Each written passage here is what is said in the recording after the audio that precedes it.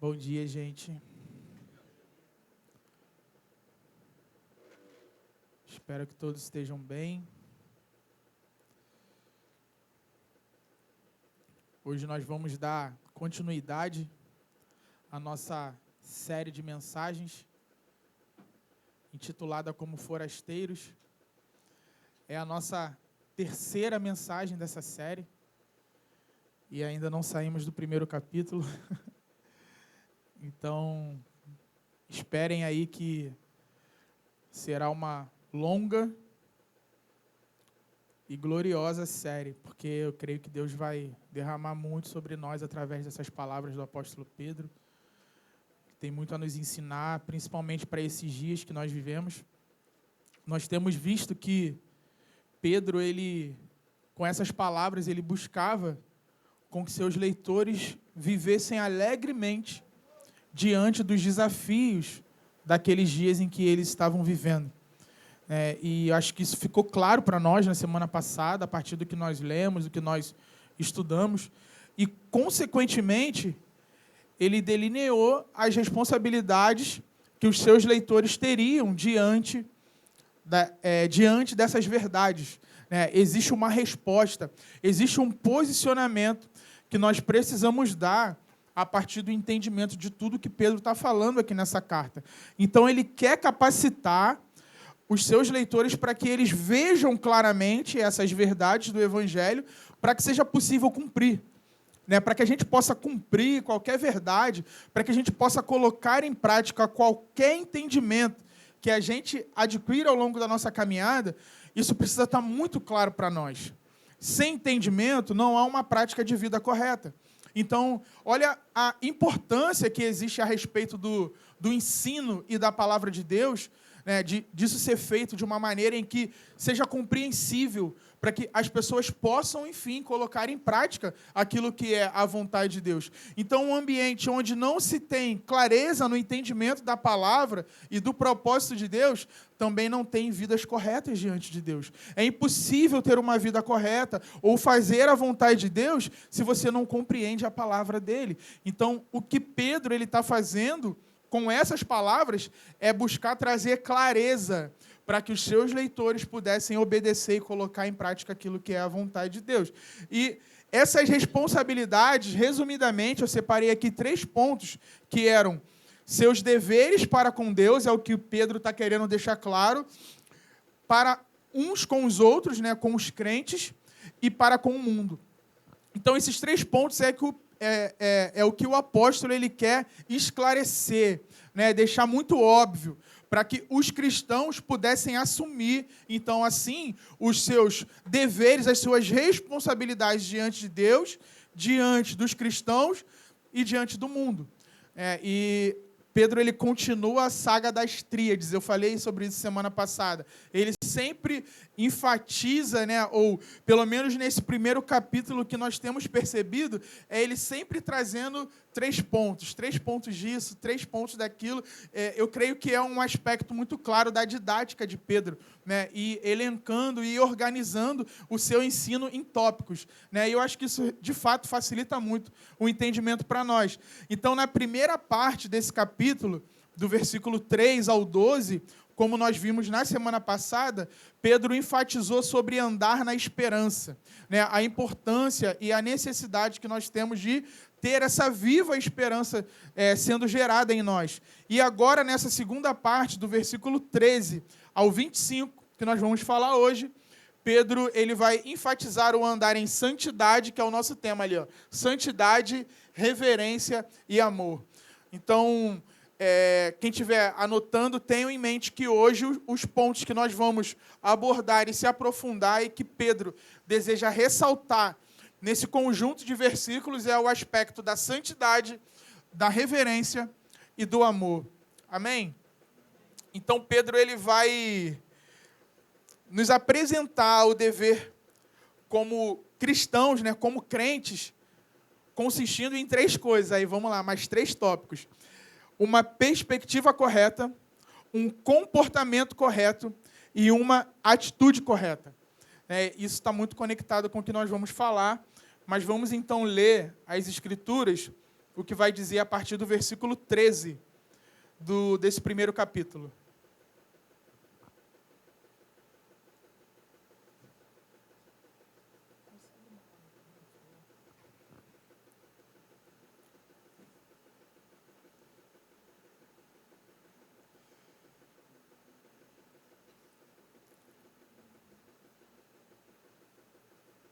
Vamos lá.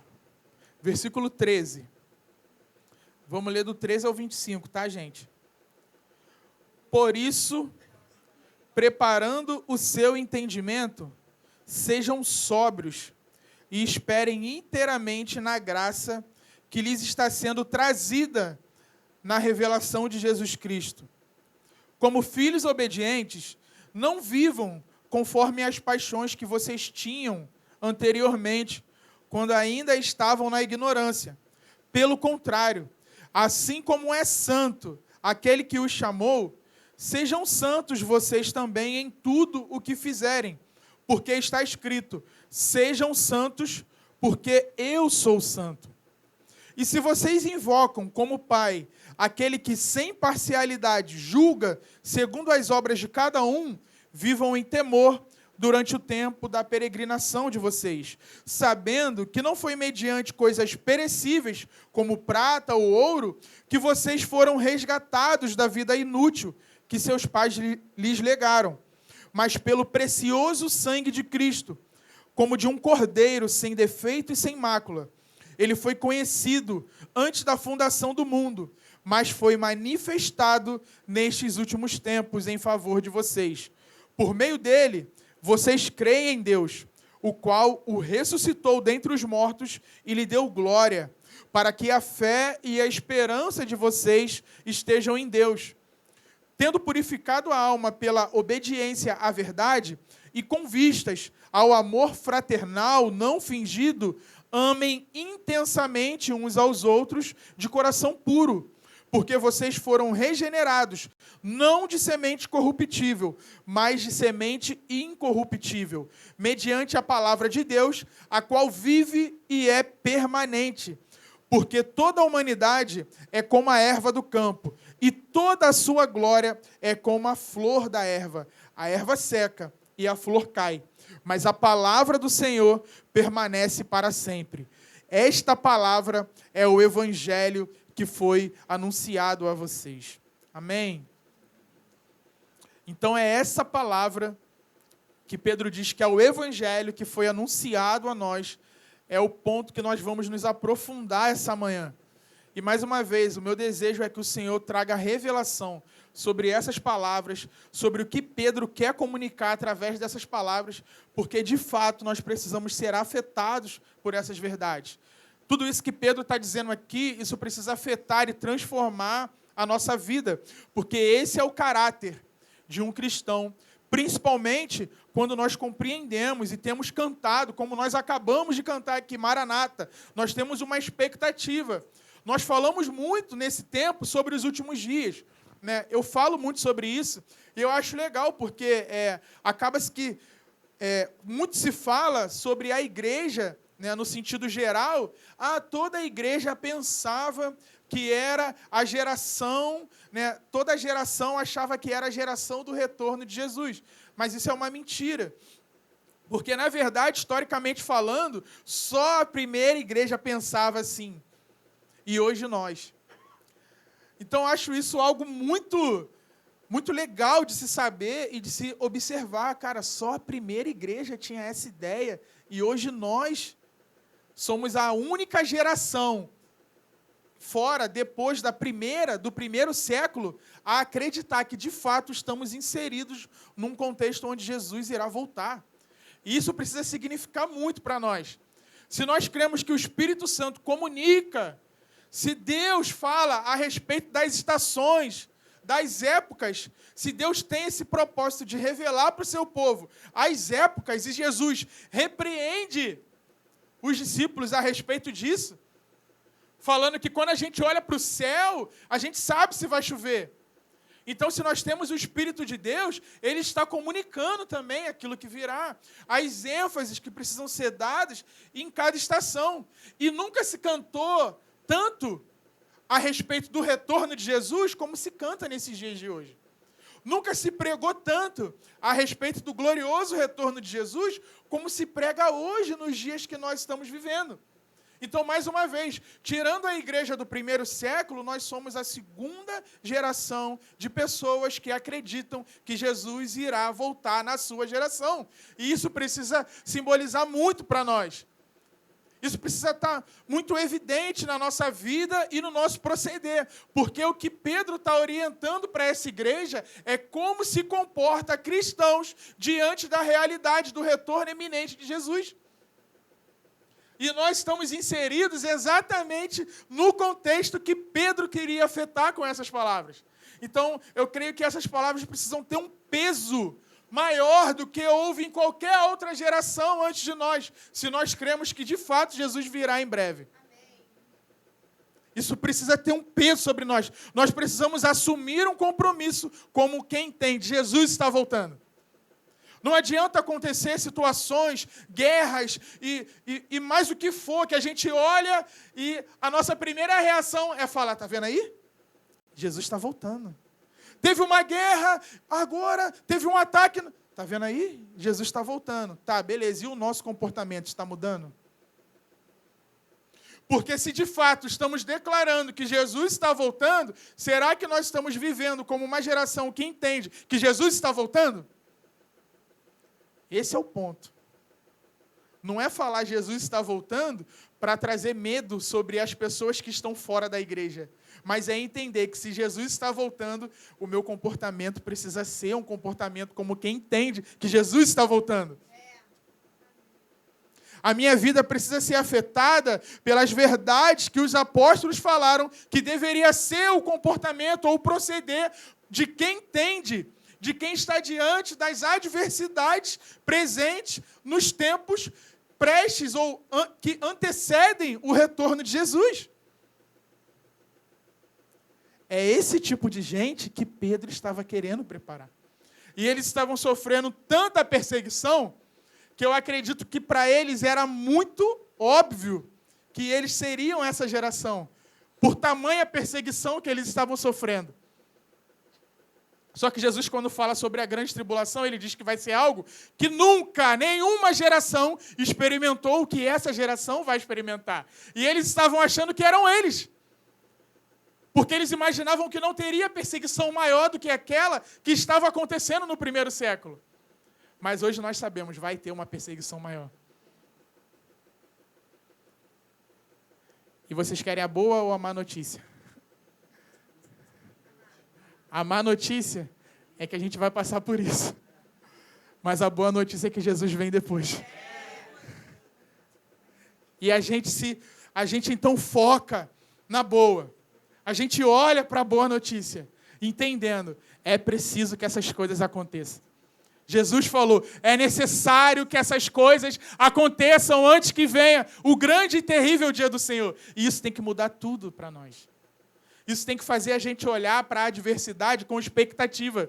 Quanto mais prova, mais proximidade do retorno de Jesus. Quanto mais perseguição, mais proximidade do retorno de Jesus. Então, quando Pedro fala isso, ele quer mostrar para o povo, alegre-se, ergam a sua cabeça. Lucas fala isso, erga a sua cabeça. Quando essas coisas acontecerem, ergam a cabeça.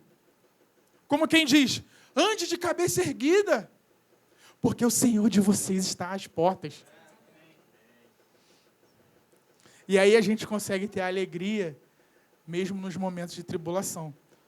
Por isso nós precisamos entender isso.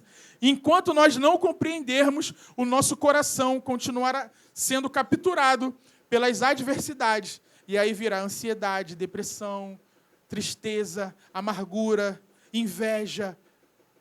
Tudo isso é consequência de uma vida sem esperança, de uma vida sem expectativa.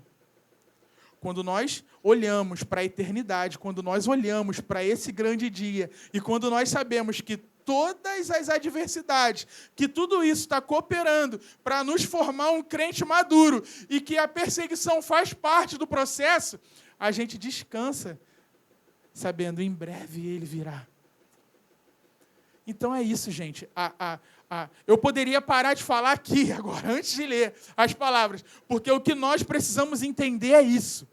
Em última análise, o que precisa resultar de todo o nosso entendimento na palavra é o nosso comportamento tem que ser condizente com aquilo que nós dizemos crer. Enquanto isso não mudar, ainda nos falta fé. E nós vamos orar para que o Senhor derrame fé aqui essa manhã sobre nós. Para a gente crer nessas palavras e a nossa vida ser afetada por essas verdades. E a gente parar de ser capturado pelas aflições, pelas adversidades, por todas as dificuldades que possam se levantar nas nossas vidas. Elas precisam ser derrubadas pela expectativa que o grande dia do Senhor precisa trazer para os nossos corações. Amém? Então, o primeiro ponto é a santidade que Pedro vai falar nesses primeiros versículos. Então, vamos lá, na nossa prática aí de destrinchar versículo por versículo, para que todos saiam com a compreensão plena da palavra de Deus. Versículo 13.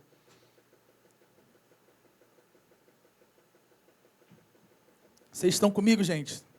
Estou falando muito rápido?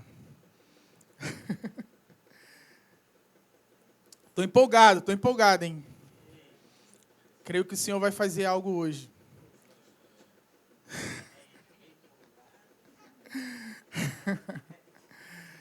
Vou resumir. Versículo 13, vamos lá. Por isso, preparando seu entendimento, sejam sóbrios e esperem inteiramente na graça que lhes está sendo trazida na revelação de Jesus Cristo. Então é legal porque a gente já tem que conectar o que nós ouvimos na semana passada com o que vai ser falado agora por Pedro. Por isso que a primeira palavra é por isso. Porque se por isso é por causa de tudo que nós falamos, a questão da viva esperança, por entender agora a importância de cultivarmos essa viva esperança dentro de nós. Então, esse por isso, né, por causa disso tudo que foi falado, prepara o seu entendimento. Algumas traduções mais antigas diz, cingindo os lombos do vosso entendimento.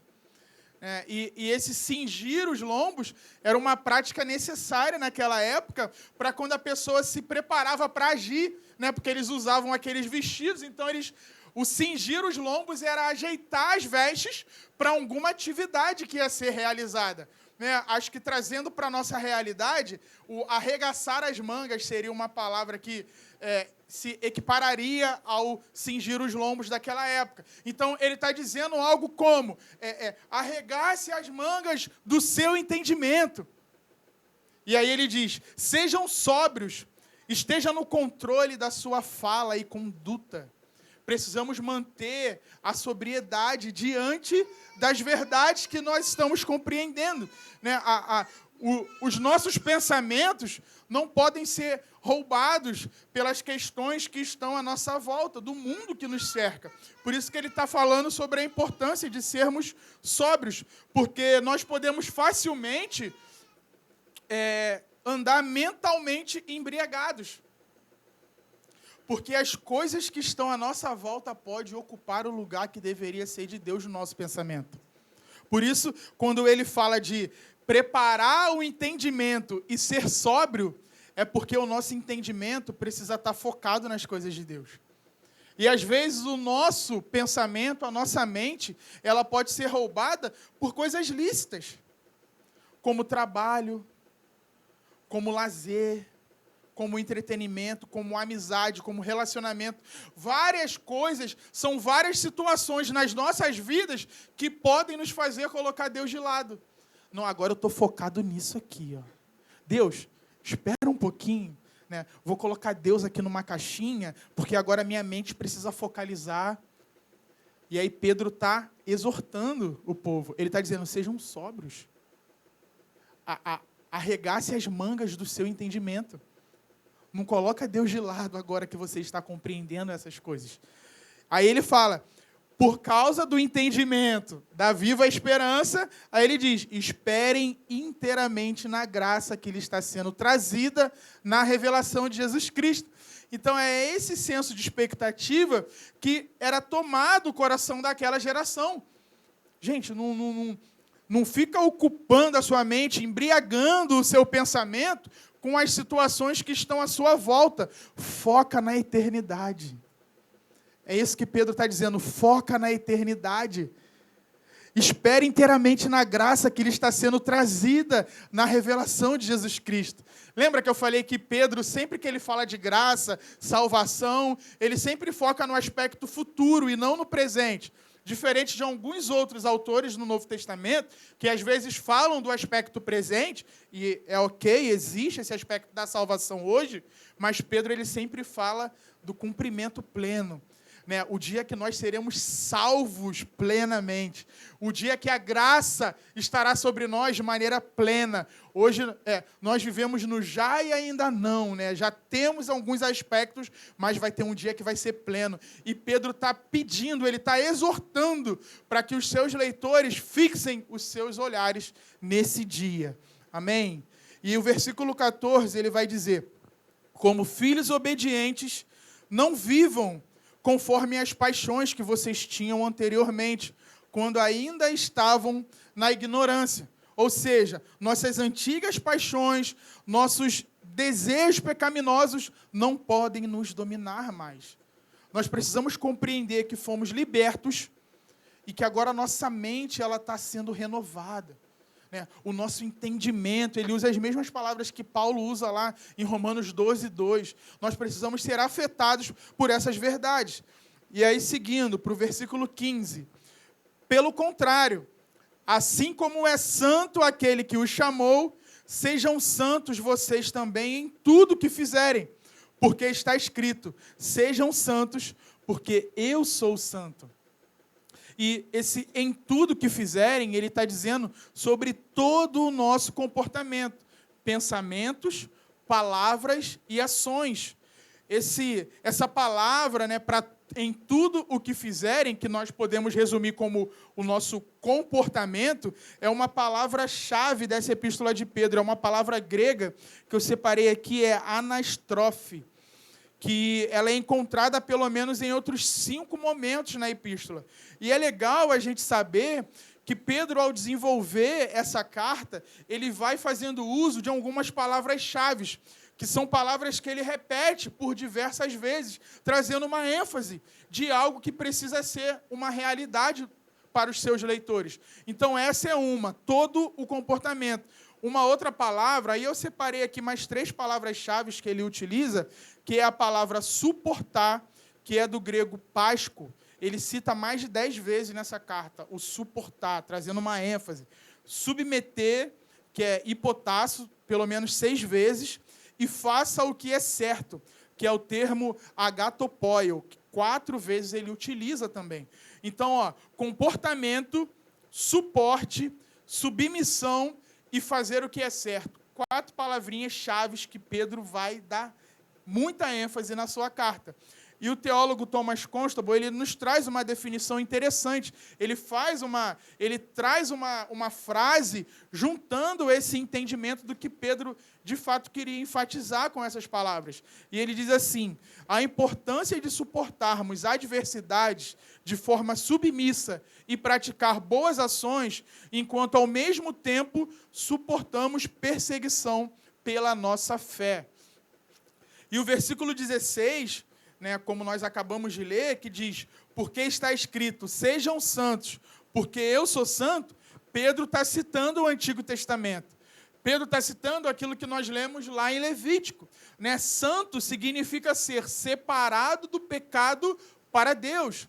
E no contexto desse mandamento, lá no Antigo Testamento, Israel deveria ser santo para que pudesse ter um relacionamento com Deus.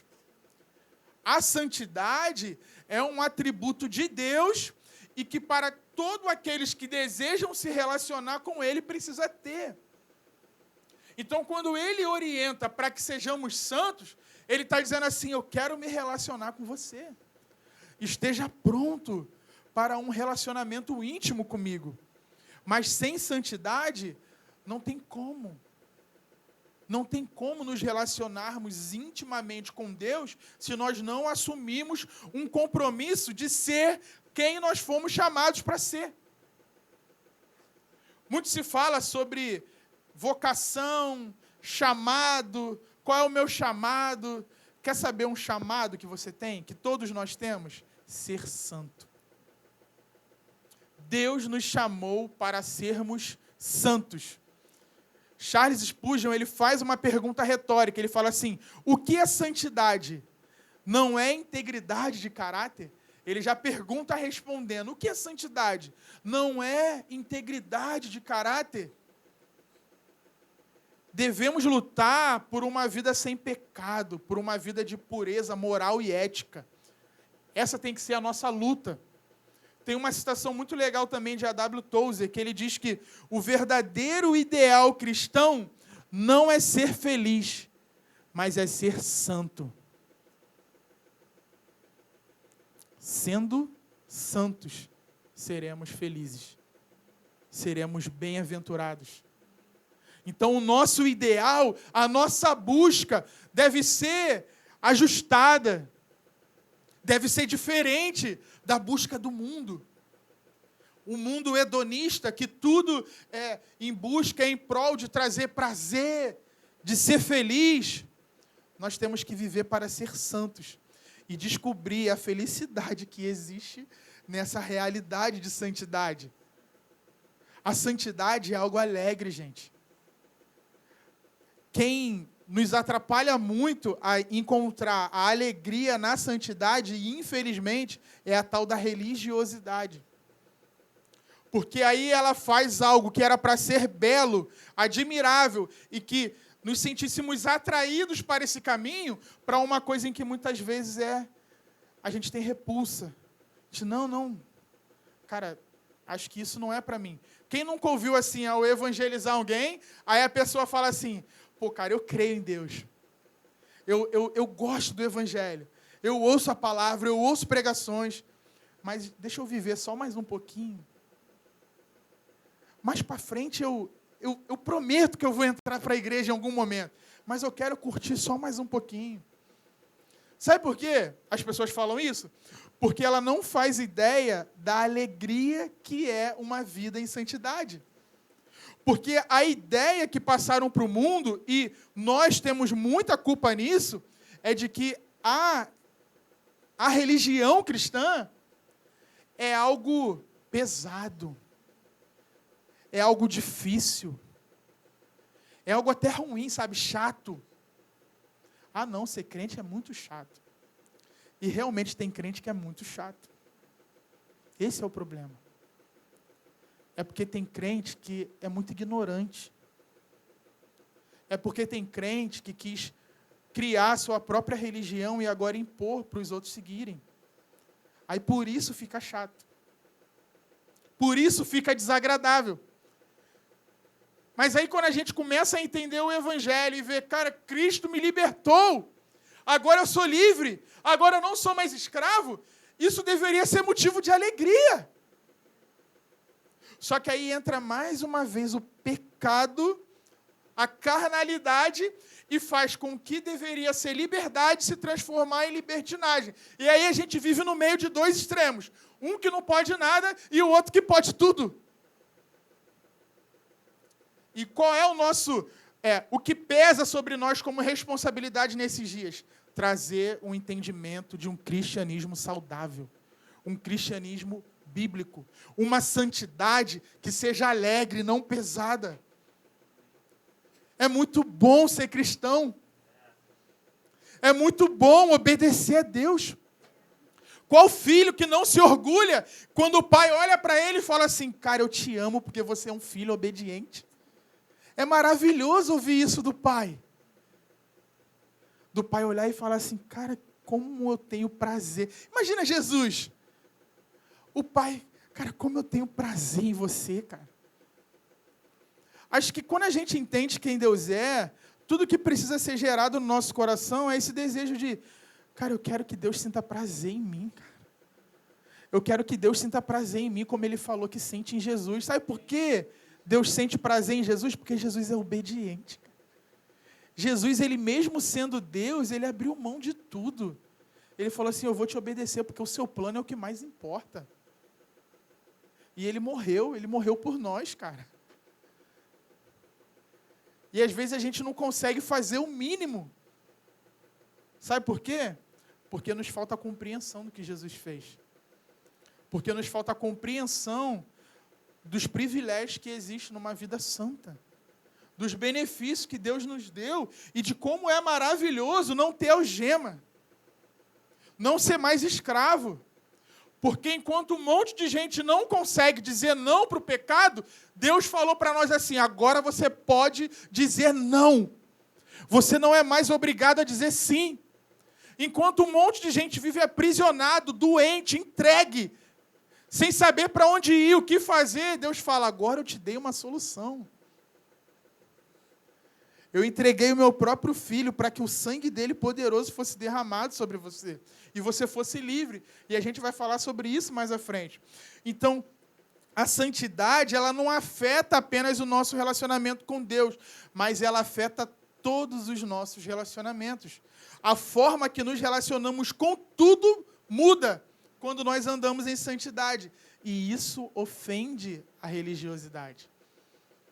Os guias cegos que com mosquito e engole camelo, aquele que Jesus falou lá em Mateus 23, sabe, esses que falam que não pode nada, mas está fazendo tudo errado. Isso é que nos atrapalha. E é esse tipo de gente que a verdade do Evangelho ofende. Por isso os fariseus ficaram tão irados com Jesus, porque ele falava a verdade. E a religiosidade não suporta a verdade. Não adianta mudar o vocabulário, adotar agora um linguajar gospel, mas continuar mentindo. Não adianta usar um terno por fora, mas está cheio de más intenções por dentro. E é isso que nós mais vemos. Não adianta agora... agora eu só ouço música gospel. Mas esse mesmo ouvido que só ouve música gospel, ouve fofoca também. Ou então, não, agora eu sou crente. Agora eu não tenho mais gato na luz. Tirei o gato lá de casa. Porque eu me converti, né? Agora eu sou um homem de Deus. Eu tirei o gato. Só que aí essa mesma pessoa que tirou o gato da luz e fala que por isso agora, né, é crente, ela não consegue dar 10% da sua renda para Deus. Ou seja, continua sendo avarento, idólatra e adorador de mamon. Ela não serve a Deus ainda. Então, as atitudes exteriores não revelam se de fato nós estamos mudados por dentro. Essa máscara, essa fantasia gospel que foi dado para boa parte da igreja, não revela uma vida santa de verdade. Então, eu creio que uma das nossas responsabilidades ao entender essa palavra é assumir um compromisso com essas verdades. Eu preciso ser santo de verdade, gente. Se eu quero me relacionar com Deus, se eu quero viver o que eu prego, o que eu canto, o que eu falo para os meus amigos, cara, não adianta ter uma igreja legal. Não adianta ter uma igreja para você poder falar assim, cara, vocês têm que ir lá domingo ouvir o que é pregado na minha igreja. Mas eu tenho que viver isso, gente. Senão não adianta de nada o que a gente está fazendo. A gente não se torna cristão por frequentar uma igreja da mesma forma que não nos tornamos um Big Mac ou ir no McDonald's.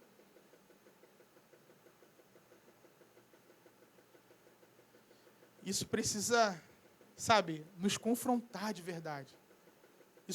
Essas verdades precisam nos confrontar, gente. E fazer a gente se arrepender do nosso pecado. A gente precisa se arrepender do nosso pecado de verdade. E eu oro para que venha um tempo de cura sobre nós, sobre isso. Para que sejamos crentes de verdade. Eu não me iludo mais com muita coisa que eu vejo, porque a gente vive uma vida real. Olhar para a igreja de longe, cara, é muito legal, assim, né? Caraca, olha o que estão construindo lá e tal. É muito bonito, é muito belo. Quem entra no nosso Instagram vê, cara, pô, que igreja bonita, né? Tem painel de LED e tal, né? Mas essa não é a nossa realidade. Isso não faz quem nós somos, de fato. Quem nós somos é o que a gente encontra na mesa. É o que a gente encontra no momento de adversidade. No momento em que a gente se depara com dificuldades. No momento em que a gente discorda um do outro. Aí é que nós revelamos quem nós somos. E é para isso que eu olho. Eu não olho mais para as máscaras ou para as fantasias, mas eu quero ver o que está dentro. Como que é a mesa. Como que é quando eu converso com alguém desse lugar. Eu vejo Jesus nela. Então, eu preciso assumir esse compromisso de ver aqui pessoas que eu vou ter a plena convicção de que onde essa pessoa estiver, ela vai estar revelando Jesus nesse lugar. Ela vai estar revelando a fragrância do conhecimento de Deus onde ela passar. Esse precisa ser o nosso compromisso como cristãos. E é isso que Pedro quer fazer com essas palavras. A santidade, ela precisa ser uma marca da igreja dos últimos dias. A igreja dos últimos dias tem que ser uma igreja que anda em santidade. Não tem escolha. Jesus ele deixa isso muito claro no sermão profético. Eu até separei aqui, mas nas palavras de Lucas, que ele usa umas palavras, ele anota alguns pontos ali, que eu acho muito relevante para nós, se nós de fato acreditamos que vivemos esses dias. Olha o que Lucas diz lá no capítulo 21 de Lucas, a partir do versículo 34. Porque o povo de Deus ele vai ser cada vez mais atacado. Nós precisamos ter essa consciência. À medida em que nós somos essa geração que fazemos parte dos últimos dias, os ataques serão maiores. E aí Jesus ele está falando assim, tenham cuidado para não acontecer que o coração de vocês fique sobrecarregado com as consequências da orgia, da embriaguez e das preocupações deste mundo, e para que aquele dia não venha sobre vocês repentinamente como uma armadilha. O dia do Senhor vai ser como uma armadilha para muita gente. Por quê? Porque a perseguição, e não só aquilo que é visível, mas aquilo que ninguém vê, aquilo que está no nosso íntimo, o nosso pecado, ele também vai ser atacado de uma maneira em que nós seremos empurrados, e se não mantivermos uma vida de oração e compromisso com Deus, a gente vai ser levado por esses comportamentos que Jesus está enfatizando aqui, de orgia, de embriaguez, ele fala de preocupações desse mundo. Quantas pessoas já não estão sendo arrastadas por isso, gente? Quantas pessoas não têm sido arrastadas por esses comportamentos aqui? E vão ser surpreendidas. O dia do Senhor para essas pessoas vai ser como uma armadilha. E só quem pode fazer o dia do Senhor uma armadilha não é Deus, não, somos nós mesmos. Nós é que somos responsáveis por fazer com que o dia do Senhor seja uma armadilha. E aí ele conclui, pois sobrevirá a todos os que vivem sobre a face de toda a terra. Portanto, vigiem o tempo todo, orando, para que vocês possam escapar de todas essas coisas que têm de acontecer e para que possam estar em pé na presença do Filho do Homem.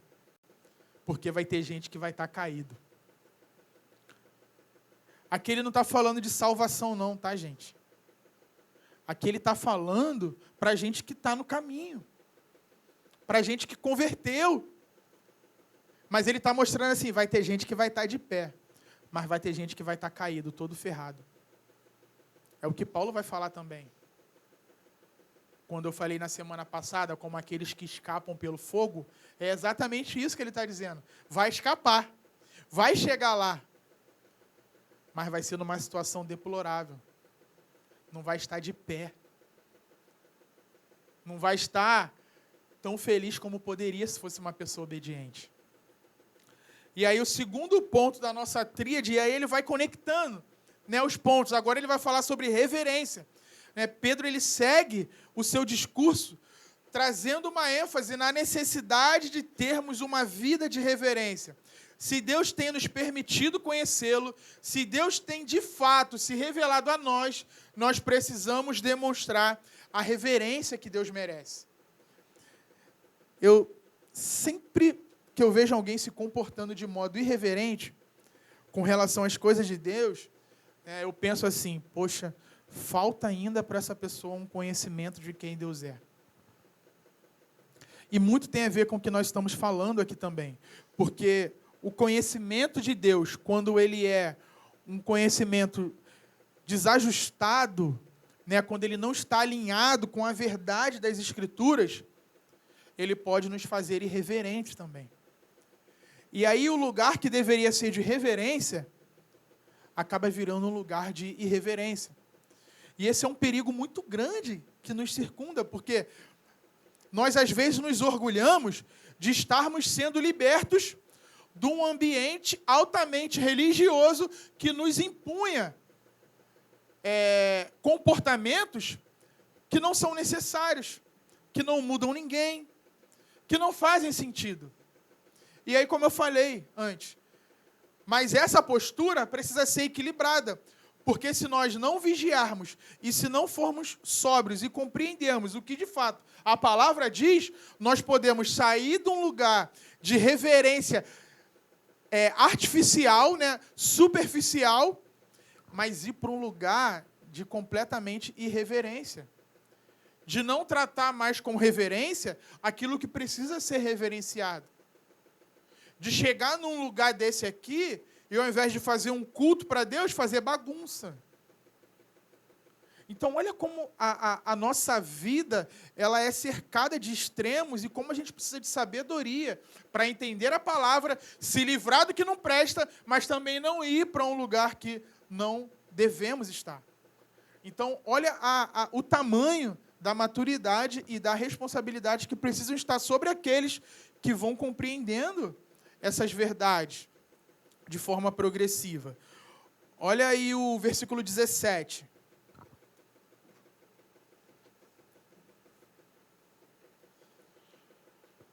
E se vocês invocam como Pai aquele que sem parcialidade julga segundo as obras de cada um, vivam em temor durante o tempo da peregrinação de vocês. Então, como nós falamos semana passada, Deus é Pai de todo aquele que nasceu do Espírito.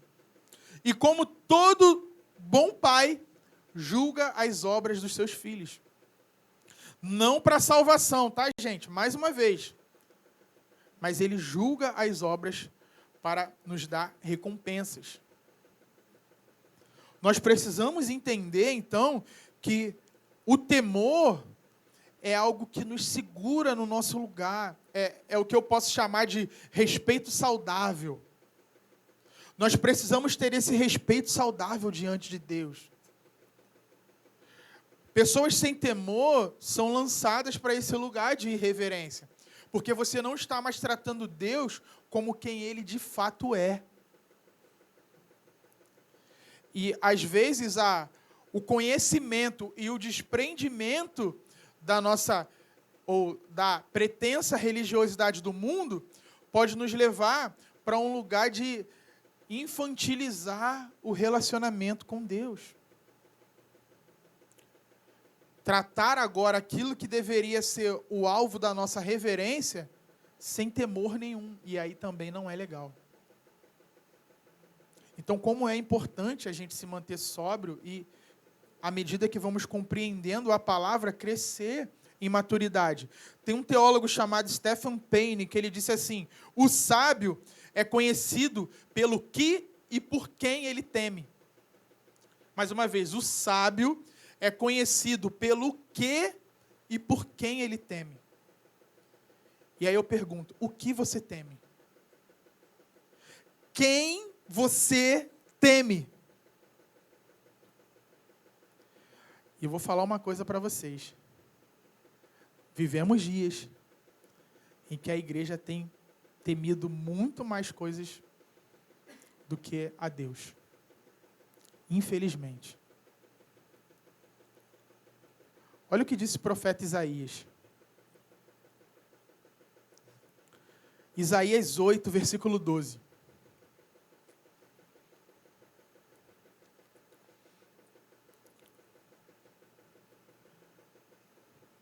Não chamem conspiração a tudo o que o povo chama conspiração. Não temam aquilo que o povo teme, nem fiquem apavorados. Será que Isaías estava olhando para o cenário político do Brasil ao declarar essas palavras? E aí no versículo 13 ele fala assim: ao Senhor dos exércitos, a Ele vocês devem santificar. É a Ele que devem temer. É dele que devem ter pavor. Quem você tem temido nesses dias? Eu temo a Deus, aquele que põe e tira do trono quem Ele quiser. Aquele único que pode enviar ou tirar almas do inferno. É esse que eu temo. Mas parece que a igreja tem temido tudo, menos a Deus. E quando eu falo a igreja é só para generalizar o que a gente vê nas redes sociais, e é triste falar isso. É muito triste falar isso, mas é o que tem parecido. Pessoas estão lutando por causas que não é o evangelho. Mas Deus não nos chamou para isso. Deus nos chamou para levantar uma bandeira que é do reino de Deus, que é de Jesus Cristo, o nosso Rei, o nosso Messias esperado. Jesus fala assim, Mateus 10, 28, não temam os que matam o corpo, mas não podem matar a alma. Pelo contrário, temam aquele que pode fazer perecer no inferno tanto a alma como o corpo. Esse é quem nós devemos temer. Esse é quem nós devemos temer. O Senhor. Vocês estão comigo, gente? A gente precisa entender isso. Nós precisamos entender isso. Versículo 18. Voltando, para 1 Pedro. Sabendo que não foi mediante coisas perecíveis, como prata ou ouro, que vocês foram resgatados da vida inútil que seus pais lhes legaram, mas pelo precioso sangue de Cristo, como de um cordeiro, sem defeito e sem mácula. Então Pedro tem muito a ensinar para esses leitores sobre o valor expiatório do sacrifício de Cristo. Éramos escravos, éramos aprisionados, E essa linguagem de falar que nós éramos escravos, para nós talvez não tenha o mesmo peso que tinha naqueles dias. Porque a igreja, naquela época, ela era formada por 3 tipos de pessoas: escravos, homens libertos e homens livres. Então, a escravidão era uma realidade muito próxima para eles. Então, era fácil para eles assimilarem o que estava sendo dito com essas palavras. Mas, às vezes, para nós, falta o peso devido à falta de entendimento de todo aquele contexto cultural da época. Porque um escravo, ele poderia pagar por sua soltura, ele poderia pagar por sua libertação, ele poderia trabalhar mais para o seu próprio patrão, ou ele poderia trabalhar por fora, como a gente fala aqui nos dias de hoje, podia fazer um freelance e arrumar grana para ser liberto. Só que o que Pedro está falando aqui é que nós fomos comprados, não foi com coisas perecíveis. Não é da forma que eles entendiam a libertação que diz a respeito da nossa libertação. Ele está falando para uma sociedade que lidava ali de frente com a escravidão, mostrando assim, olha, mas não é essa libertação que Jesus trouxe sobre vocês, não. Não é essa libertação que você trabalha mais um pouquinho e paga para ser liberto. Não é essa, não. Nós fomos comprados pelo precioso sangue de Cristo. Nosso Cordeiro Pascal. Quando ele fala, né, no mundo grego, essa palavra, precioso, né, ele tinha um duplo sentido, que era algo caro e altamente estimado. Então, quando ele fala que o sangue é precioso, é porque custou muito. E é algo que tinha muito valor. E tem mais alguns efeitos do sangue de Cristo sobre nós, que é importante a gente falar sobre isso. Porque, às vezes, sempre que a gente fala do sangue de Jesus, muitas vezes a gente fala apenas no aspecto salvífico do sangue de Jesus. Não, o sangue de Jesus está sobre nós. Ele nos salvou. Mas tem muitos benefícios que fluem do sangue de Jesus sobre as nossas vidas. E a palavra fala sobre isso. Eu só listei alguns pontos aqui, só para a gente ter essa compreensão de que tem vários benefícios que fluem do sangue de Jesus. Por exemplo, nossa consciência é purificada. O autor de Hebreus fala isso, lá em Hebreus 9,14. Acesso a Deus para oração e adoração. É um benefício do sangue de Jesus sobre nós. Hebreus 10,19 fala isso. E nós somos purificados também pelo sangue de Jesus de nossos pecados. 1 João 1,7 e Apocalipse 1,5 fala isso.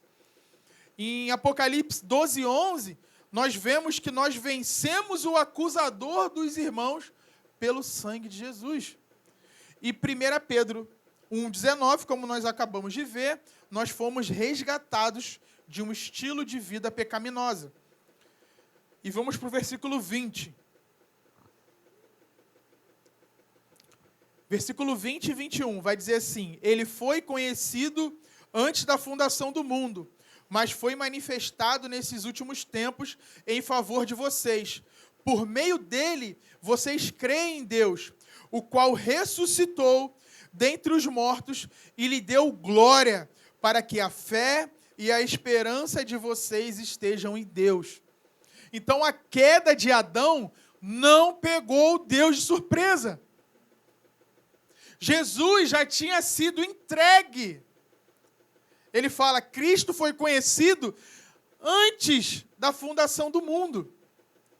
Então, a necessidade de um Salvador, de um Messias, já estava no plano de Deus antes dele criar o mundo. Adão não surpreendeu Deus, tá? Deus não testou assim, cara, vamos ver se ele vai pecar ou não. Deus já sabia que ele ia pecar. Mas ele já tinha um plano prontinho. Jesus já tinha decidido se entregar por nós antes da gente sonhar em existir. Isso é maravilhoso, gente, saber isso. Nós temos ótimas razões para nos aproximarmos de Deus com toda a confiança. Sabe por quê? Ele já sabia de tudo. Entender isso profundamente tem que aumentar a nossa confiança. Por quê? Porque Jesus fez algo por nós, ele nos redimiu. E por ele ter nos redimido, Deus fez algo por Cristo, entronizou ele acima dos céus. E esse é quem nos auxilia hoje, esse é quem nos aproxima de Deus, esse é quem nos permite chegar com toda a confiança no trono da graça de Deus e clamar a Ele, e Ele poder atender todas as nossas necessidades, porque nós temos um Salvador, nós temos um Messias. E ele não veio depois, ele veio antes. E ele não nos amou depois, ele amou antes. Tudo ele fez antes. Ele já sabia de tudo. Ele já sabia das nossas dificuldades. O que a gente precisa é entender que ele já sabia, que ele sabe e que ele nos ama. e que Ele está cuidando de nós, e que Ele está com a mão estendida. A mão dele está sobre nós, para cuidar de nós, para nos preservar, para nos sustentar até o fim. Mas isso só é suficiente quando nós entendemos. Por isso nós precisamos entender. Saber quem Deus é e tudo que Ele fez precisa fundamentar a forma que nós nos relacionamos com Ele e com todas as outras coisas. Isso precisa mudar tudo. Por isso é tão importante a gente se aprofundar e entender a palavra, gente. E agora Pedro vai mostrar como isso precisa implicar também na forma que nós nos relacionamos uns com os outros. E aí eu vou para a última parte, que é o terceiro e último ponto, o amor. Versículo 22.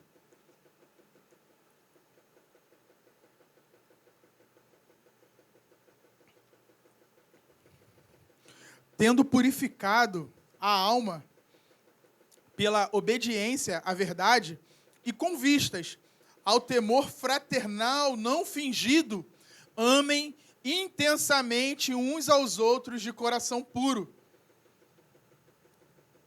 Lendo esse versículo, a gente precisa entender que só é possível criar um ambiente de amor sincero pelos irmãos com um estilo de vida de obediência à verdade.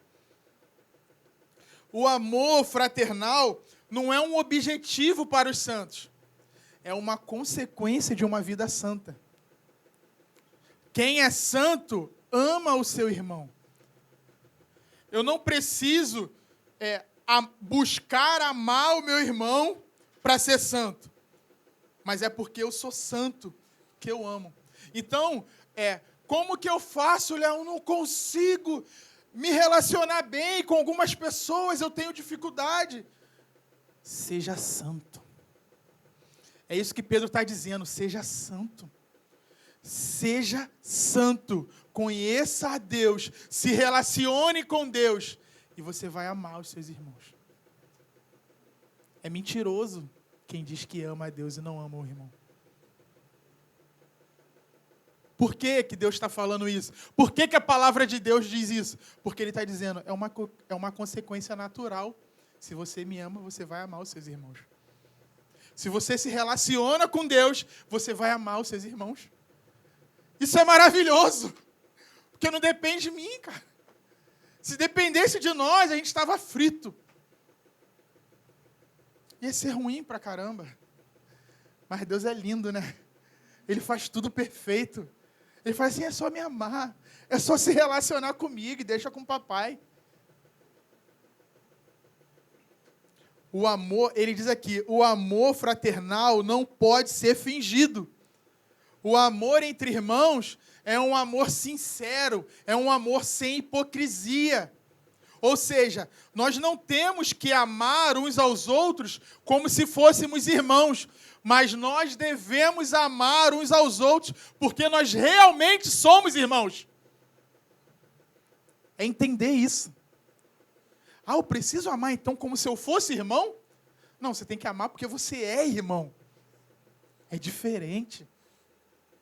Quem tem irmão natural aqui, né, e se relaciona bem com o irmão e ama o irmão, cara, ninguém precisa te obrigar a fazer isso não. Você ama porque é seu irmão. Então, quando a gente não consegue amar uma outra pessoa, é porque nos falta a compreensão de filho. Que somos filhos do mesmo pai. Então, eu tenho que amar, porque é meu irmão, cara. Às vezes a pessoa fala assim, faz com qualquer pessoa aí, mas não mexe com a minha família, não. Não mexe com a minha família, não. Se mexer com a minha família, mexeu comigo. Mas será que a gente está se amando assim? Com essa expressão assim, cara, o que pegar para o meu irmão, pegou para mim também. Se meu irmão chorar, eu choro. Se meu irmão se alegrar, eu me alegro. Se precisar dar a vida, eu dou. Será que você faria isso pela pessoa que está do seu lado? Ou na sua frente? Ou atrás de você? Se somos irmãos, nós fazemos isso. Se nós não fazemos, é porque nós precisamos ainda entender muita coisa. Gente, isso é sério demais. Isso não pode ser algo da boca para fora, isso tem que ser verdade. E não é porque não é porque é algo que nós estamos impondo, não. É porque é o que a palavra de Deus diz que nós somos. Essa é a realidade de um santo. Se você ama mais seu irmão de sangue, significa que você precisa crescer em fé, na medida de compreender que agora você tem um pai de uma família de muitos irmãos. E Pedro, ele vai além, né? Porque no começo, quando ele fala do amor fraternal, né, nesse versículo 22, você percebe que no começo ele fala do amor fraternal. Ele fala do amor entre irmãos. Né? Abre para mim, Maurício, por favor, versículo 22.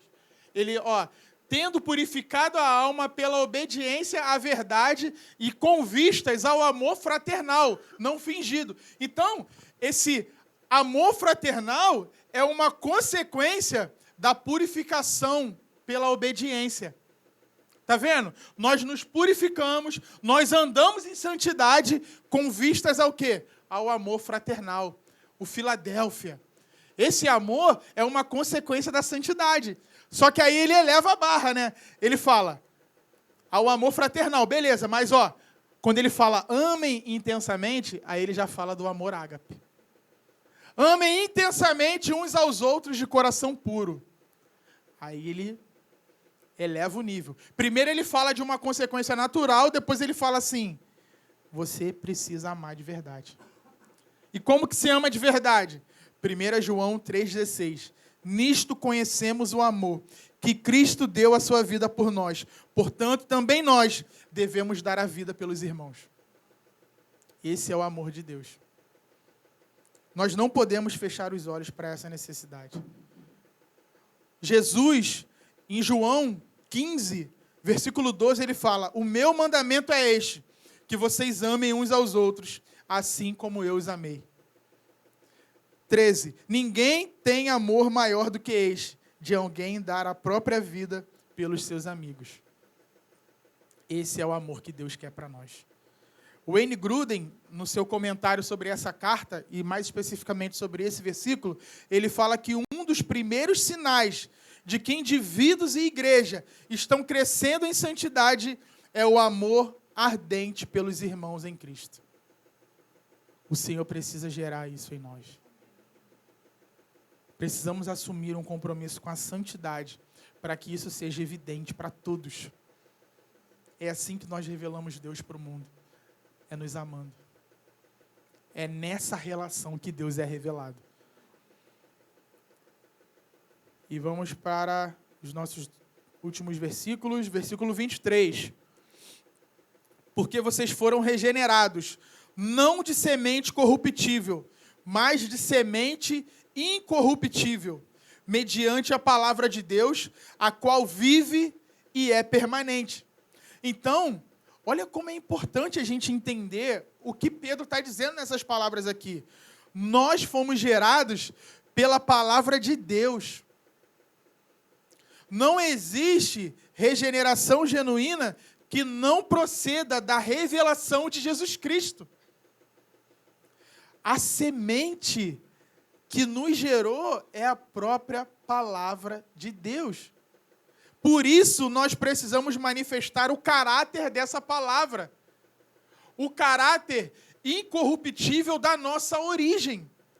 É uma semente viva e permanente. Todas as tentativas de unidade do homem sem Deus, elas estão fadadas ao fracasso. A gente vê isso em Babel.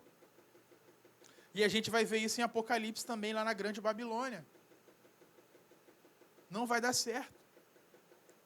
Uma unidade que permanece precisa ser baseado no novo nascimento gerado através da viva e permanente palavra de Deus. E Pedro ele chama Isaías para explicar o porquê disso. E aí são os dois últimos versículos. Ele usa as palavras de Isaías, que fala no versículo 24. Porque toda a humanidade é como a erva do campo, e toda a sua glória é como a flor da erva. A erva seca e a flor cai. 25. Mas a palavra do Senhor permanece para sempre. Esta palavra é o evangelho que foi anunciado a vocês. Essas palavras confrontadoras, tudo que Pedro falou aqui nessa carta, só pode ser cumprida por nós, porque ela mesma é a nossa origem. É isso que ele está dizendo. Vocês nasceram da palavra. A semente que gerou cada um de nós foi a palavra de Deus. Então, os nossos frutos precisam ser condizentes com a semente. Nós poderemos colocar essas palavras em prática se de fato fomos gerados por Deus. Se de fato fomos gerados pela palavra de Deus. É isso que ele está dizendo. E isso é maravilhoso. Quando nós temos a plena revelação disso. É saber assim, então eu posso viver esse estilo de vida. Porque a minha semente é essa própria palavra que nós acabamos de ler. Tudo que nós lemos hoje faz parte daquilo que nos gerou. Tudo que nós lemos hoje faz parte do que nós somos. É isso que nós precisamos entender. Tudo que eu falei, tudo que Pedro falou, tudo que nós lemos é quem nós somos. Quer saber quem você é? Abre a palavra de Deus e viva. E coloque em prática. É isso que Pedro quer dizer. É isso que, usando as palavras de Isaías, ele quer compartilhar. E a conclusão de um teólogo chamado Vernon McGee sobre essas palavras, ele diz assim: meu amigo, precisamos da pregação e do ensino da palavra de Deus acima de tudo. Não quero minimizar o lugar da música, o lugar dos métodos, o lugar da organização, mas não há absolutamente nenhum substituto para a palavra de Deus hoje. Porque é ela que revela quem nós somos. Ela é quem revela o nosso proceder. Porque ela é a fonte, ela é a semente da qual cada um de nós aqui nasceu. Só existe conversão através da palavra de Deus. O evangelho é o poder de Deus. Deus escolheu salvar pecadores por meio do evangelho, por meio da loucura da pregação da palavra de Deus. Nós nascemos dela. É isso que ele está dizendo. Então, os nossos frutos têm que ser condizentes com a semente. Tudo que nós ouvimos essa manhã é a palavra do próprio Deus que nos salvou através dela. Amém? Vamos orar por isso.